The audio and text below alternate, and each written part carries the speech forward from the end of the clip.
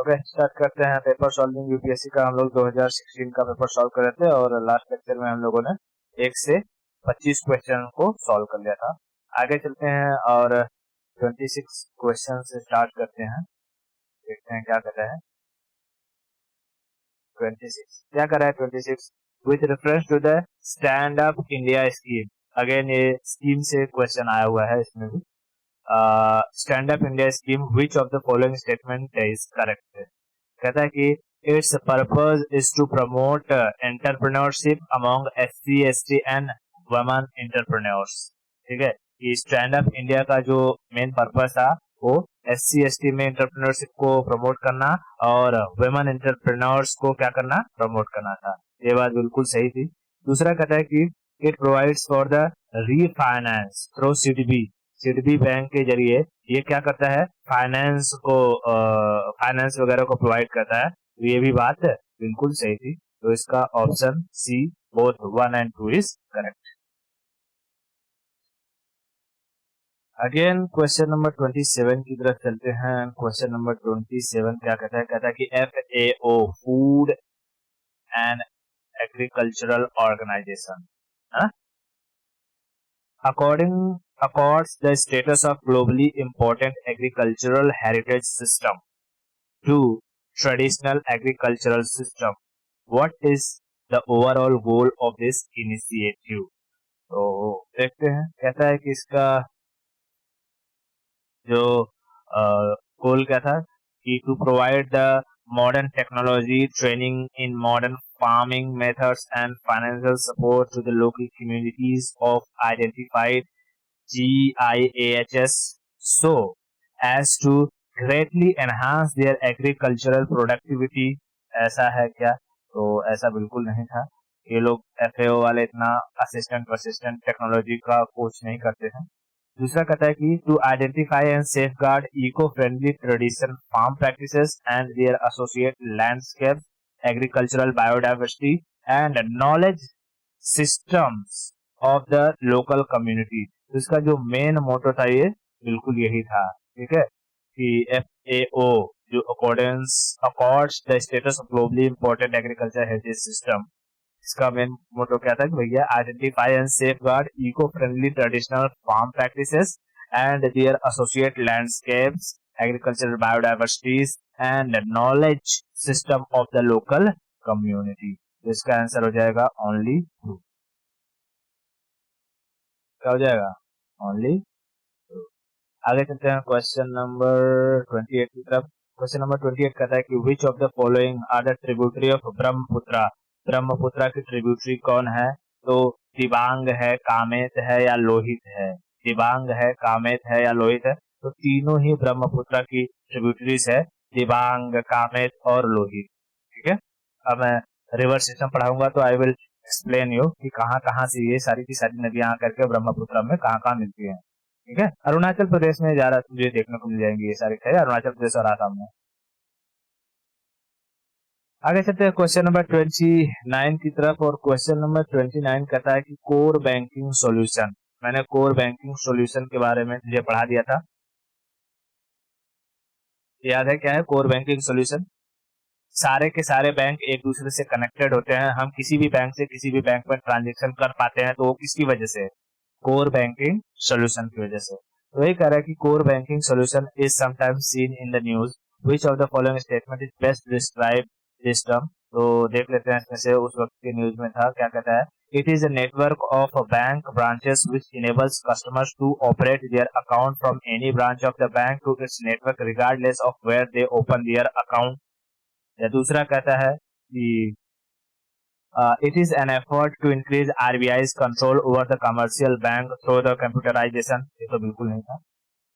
तीसरा कहता है it is a detailed procedure by which a bank of huge non-performing asset is taken। ये भी नहीं था। आंसर क्या है? only one।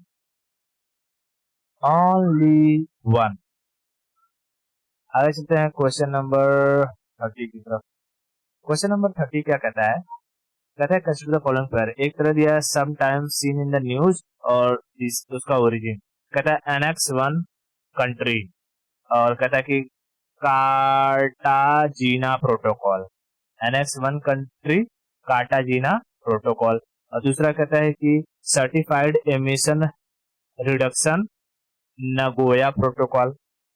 तीसरा कहता है clean development mechanism Kyoto protocol. ठीक है, हाँ।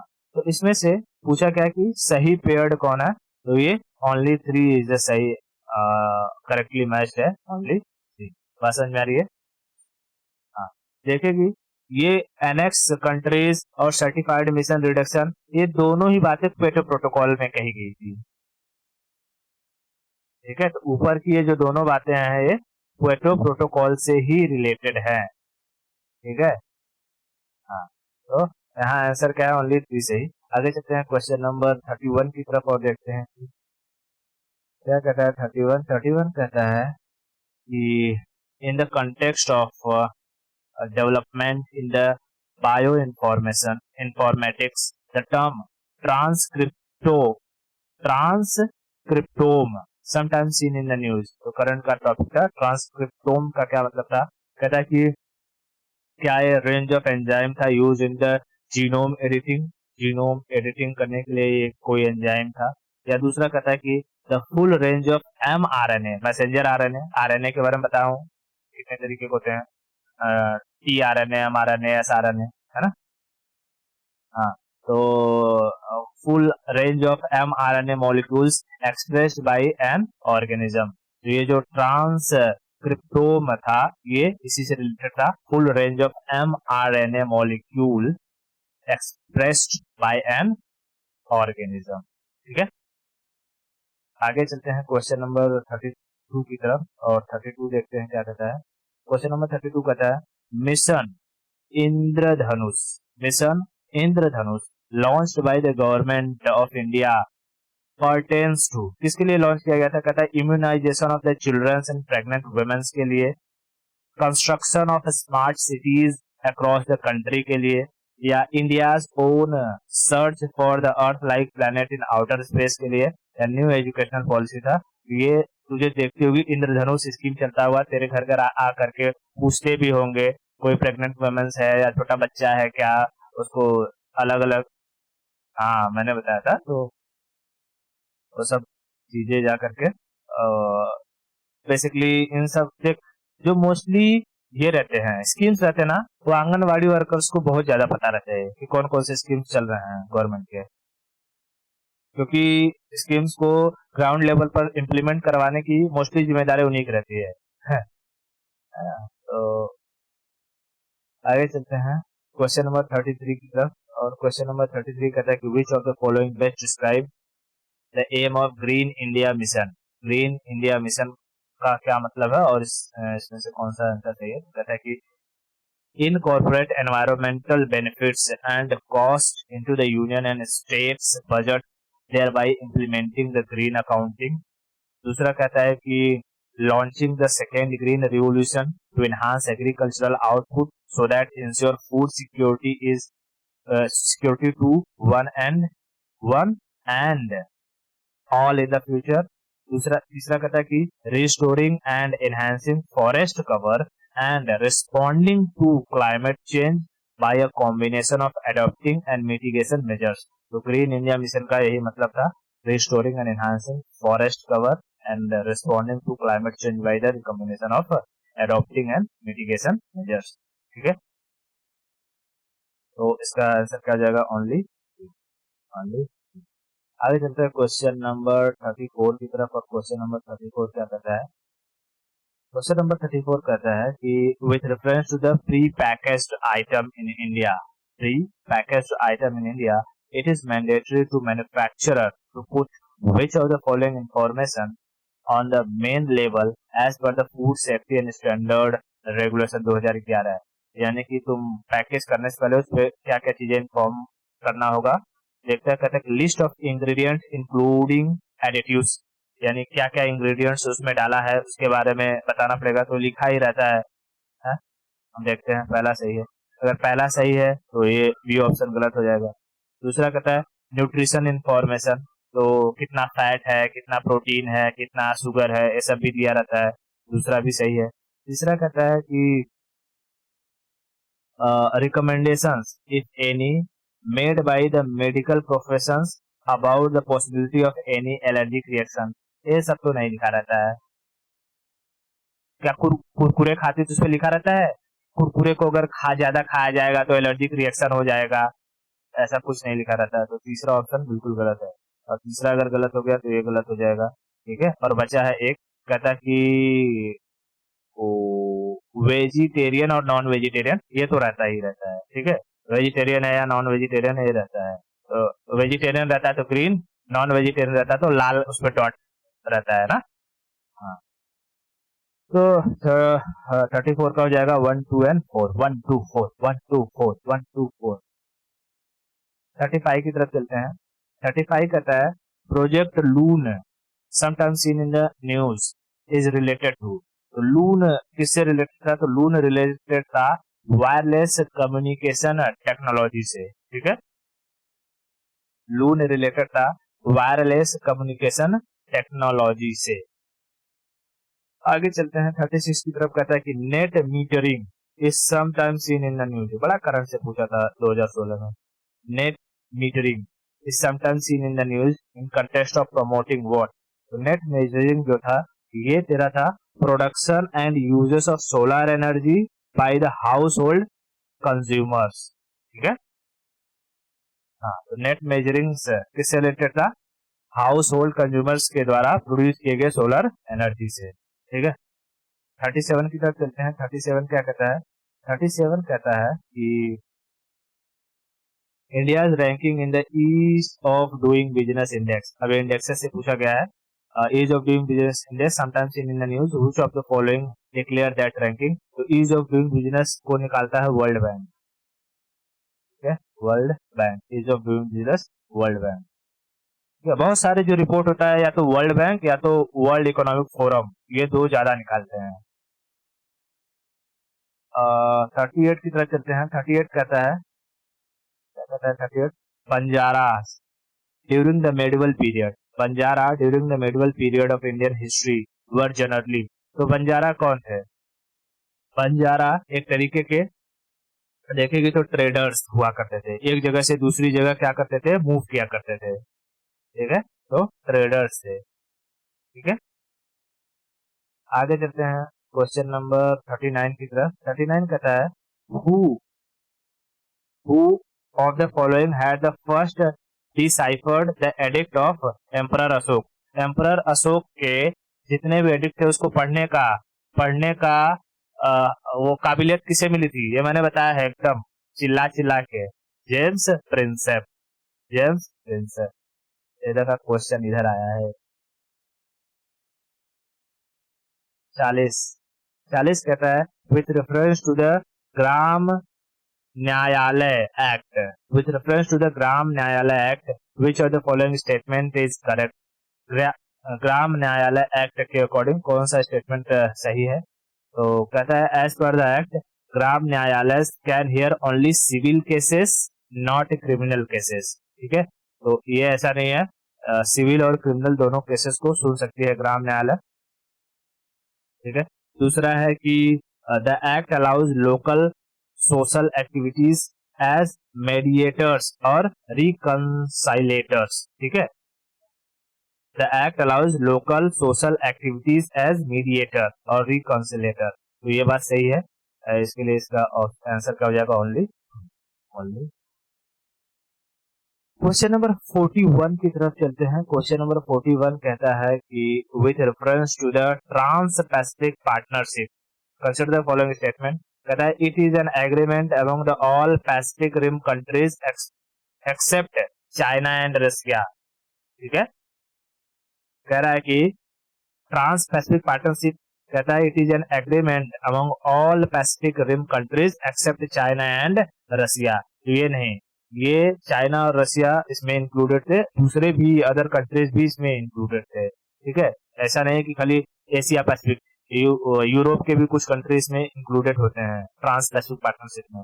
फिर दूसरा पॉइंट कहता है कि it is a strategic alliance for the purpose of maritime security only. तो ये मैरीटाइम सिक्योरिटी के लिए नहीं था, ट्रेड के लिए था। ठीक है, तो दूसरा ऑप्शन भी क्या हो गया, गलत है। तो यहाँ पर क्या हो जाएगा, कौन सा ऑप्शन करेक्ट है पूछा है, तो ना तो 1 ना तो 2। क्वेश्चन नंबर 42 की तरफ चलते हैं और एक कहता है कि फॉलोइंग स्टेटमेंट कहता है India Africa summit, India Africa summit held in 2015 was the third such summit. तो ये बात सही है कि 2015 में इंडिया अफ्रीका समिट हुआ था और ये तीसरा था। और दूसरा कहता है कि was actually initiated by the Jawaharlal Nehru in 1951। तो ऐसा कुछ नहीं है, ये हर 3 साल बाद होता है और 2008 से इसकी शुरुआत हुई थी। ठीक है, कब स्टार्ट हुआ था, 2008 से। तो 8 3 11, और जैसे 8 में पहला हुआ, 11 में दूसरा हुआ और 15 में तीसरा हुआ। तो अगर पहला स्टेटमेंट सही है तो ये 51 में चालू हो सकता है क्या? तो only one statement is correct. उसके बाद चलते हैं क्वेश्चन नंबर 43 की तरफ। 43 कहता है what what is the purpose of the marginal cost of fund based learning rate MCLR announced by the RBI। ठीक है, तो ये MCLR भी वगैरह RBI अनाउंस करती है। इसको देख लेते हैं क्या इसका मतलब था। कहता है कि these guidelines help improve the transparency in the methodology followed by the banks for determining the interest rate on advances। और दूसरा कहता है कि these guidelines help ensuring availability of bank credit at interest rate which are fair to the borrowers as well as the bank। तो जाहिर सी बात है, RBI कोई भी गाइडलाइन बनाता है बैंकों के लिए तो वो देखता है कि बैंक अधिक से अधिक लोन न दे सके। ठीक है, यानी पैसे का फ्लो मार्केट में बहुत ज्यादा ना हो जाए, बहुत हाई इंटरेस्ट रेट पर न दे, ठीक है, या बहुत लो इंटरेस्ट रेट पर न दे। तो ये दोनों ही स्टेटमेंट क्या है, सही है। ठीक है, तो इसमें ऑप्शन नंबर सी सही है, बोथ 1 एंड 2।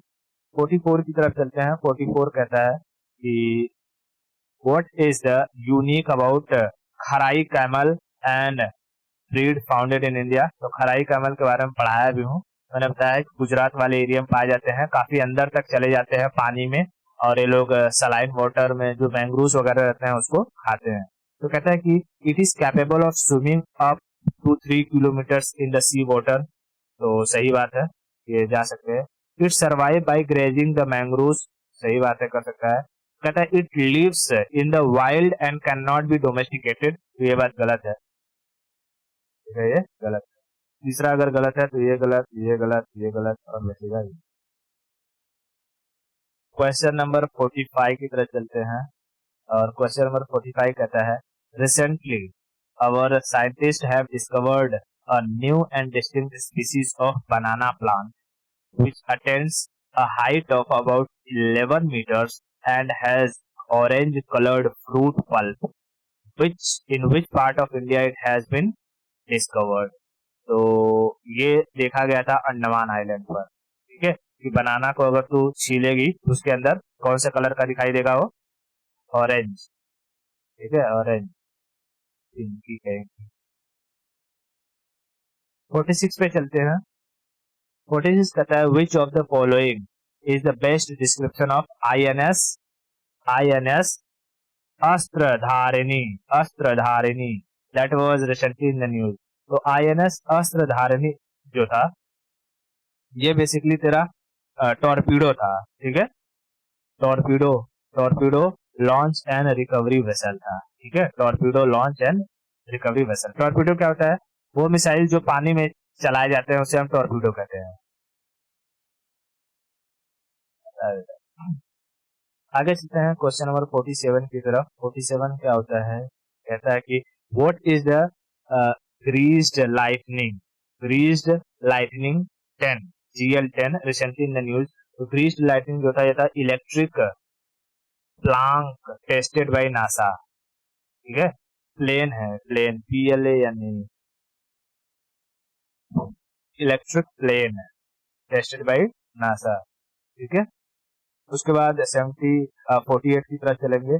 48 क्या कहता है, with reference to the initiative for nutritional security through intensive millets promotion. Millets मतलब दाल वाल की बात कर रहा है। millets promotion. Which of the following statement is correct? कहता है कि this initiative aims to demonstrate the improved production and post-harvest technologies and to demonstrate value addition techniques in an integrated manner with cluster approach. दूसरा कहता है कि poor, small, marginal and tribal farmers have larger stake in this scheme. और तीसरा कहता है कि an important objective of all scheme is to encourage farmers of commercial crop to shift to millet cultivation by offering them free kit of critical inputs of nutrients and micro irrigation equipment. तो इसमें पूछा क्या है, correct के बारे में पूछा है, तो इसमें पहला और दूसरा सही है, तीसरा गलत है। ठीक है, इसमें बताया गया था कि पेस्टिसाइड्स वगैरह को का इस्तेमाल करने के लिए, मतलब पेस्टिसाइड देने के लिए बात कही गई थी, माइक्रो इरिगेशन इक्विपमेंट की बात नहीं कही गई थी। ठीक है, सो 48 की अगर हम बात करें तो 48 में 1 and 2 only, option number C. आगे चलते हैं 49 की तरफ, और 49 क्या कहता है? 49 कहता है the Swadeshi and boycott were adopted as method of struggle for the first time during, कब हुआ था स्वदेशी और बाइकॉट? क्या agitation against the partition of Bengal के टाइम में, होम रूल मूवमेंट के टाइम में, नॉन कोऑपरेशन मूवमेंट के टाइम में, visit of Simon Commission into India के टाइम में? एजिटेशन मतलब गुस्सा, तो स्वदेशी का बात और बाइकॉट का बात कब हुआ था? पार्टीशन ऑफ बंगाल के समय। ठीक है, आगे चलते हैं क्वेश्चन नंबर 3 की तरफ। 50 कहता है, क्या कहता है? with reference to the religious history in India, consider the following statement. The concept of bodhisattva, इससे रिलेटेड हमने क्वेश्चन देखे भी हैं। Bodhisattva is the central to Himalayan sect of Buddhism. अब देख, ये थोड़ा सा ये भी डीप नॉलेज के लिए है, अगर डीप नॉलेज रहेगा तो समझ में आता है कि the concept of Bodhisattva is central of Himalayan sect of Buddhism. तो ये हिमालयन जो सेक्ट था बुद्धिज्म का, वहां के नहीं, जो महायान शाखा थी ना, महायान शाखा बोधिसत्वा को फॉलो करती। बोधिसत्वा क्या था? बोधिसत्वा मतलब जो भगवान बुद्ध ने अटेन किया था अपना एनलाइटमेंट, उसे किस तरीके से पाया जा सकता है, उनके उपदेशों को फॉलो करना ही बोधिसत्वा कहलाता था। ठीक है, बोधिसत्वा। दूसरा कहता है Bodhisattva is a compassionate one on his way to enlightenment. यही बात मैं बताया अभी, सही था। कहता है दूसरा, Bodhisattva delays achieving his own salvation to help all sentient, ठीक है, all sentient bring on their path to it. ठीक है, Bodhisattva delays achieving his own salvation to help all sentient being on their path. तो ये भी बात है कि जो इस रास्ते पर चलता था, ठीक है, जो इस रास्ते पर चलता था, उसमें मोस्टली क्या है, अगर कोई बोधिसत्वा को फॉलो करता था तो उसको टाइम रिड्यूस हो जाता था, वो जल्दी अटेनमेंट को प्राप्त कर लेता था। क्योंकि जैसे अगर हमें यूपीएससी की तैयारी करना है और हमें कुछ भी नहीं पता है तो we will take longer time. ठीक है, अगर हमें पता है तो हम बहुत जल्दी से उस चीज को रिकवर कर सकेंगे, हमें उस मंजिल पे पहुंचने में टाइम कम लगेगा, है ना। कि अगर पता है कि कौन सी चीजों को पढ़ना है, एक प्रॉपर गाइडेंस मिल जाए, बुक मिल जाए, टेस्ट सीरीज कब देनी है, किताब क्वेश्चन पेपर कब सॉल्व करना है, तो क्या होता है, हमारा टाइम रिड्यूस हो जाता है। तो यही बात ये भी कह रहा है कि Bodhisattva delays achieving his own salvation to help all the sentient bring on their path to it. ठीक है, जिसमें ऑप्शन 2 और 3 सही था, ऑप्शन नंबर बी। ठीक है, तो अभी के लिए 50 क्वेश्चन रहने देते हैं, और उसके बाद नेक्स्ट लेक्चर में हम लोग 51 से लेकर के 75 तक आगे प्रोसीड करेंगे। ओके।